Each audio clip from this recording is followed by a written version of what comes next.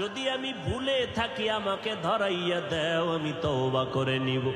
12টা মাস ফজরের পরেও বয়ান, জোহরের পরেও বয়ান, মাগরিবের পরে, আসরের পরে, এশার পরে, এত বয়ান করি সারা দেশের মধ্যে।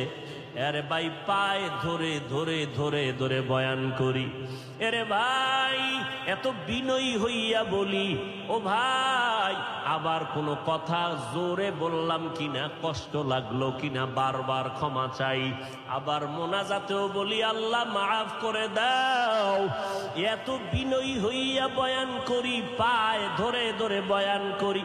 বয়ান করিয়া কি বুঝাই এই কথা তো বলি না, পাস করলি মাথায় না দিলে গুনাহ হবে। বয়ান করে তো এই কথা বলি না, কওমি মাদ্রাসায় না পড়লে গুনাহ হবে।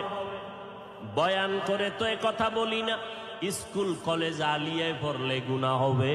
বয়ান করে তো এ কথা বলি না, চরমনাই না গেলে গুনাহ হবে, উজানি না গেলে গুনাহ হবে।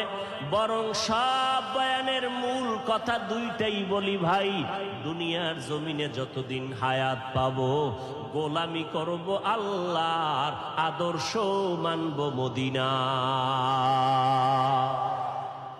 আমার এই দুই কথা একমত। বলেন আমরা গোলামি করব কার? আদর্শ মানব মদিনার, আর কারো আদর্শ মানা যাবে? অতএব আমরা মদিনার আদর্শের গোলামি করব, ওই মদিনার ইসলাম নিয়ে জীবন কাটাবো রে বাবা।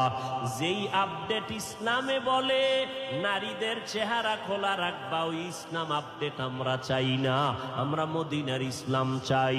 যেই আপডেট ইসলামের বক্তায় কয় নবী উম্মি, উম্মি মানি অক্ষর জ্ঞানহীন। অক্ষর জ্ঞানহীন শব্দের স্বাভাবিক সহজ অর্থ হলো মূর্খ। আমার নবীকে যারা মূর্খতার কাতারে নিয়ে বয়ান করবে, আমরা এমন আপডেট ইসলাম মানতে চাই না।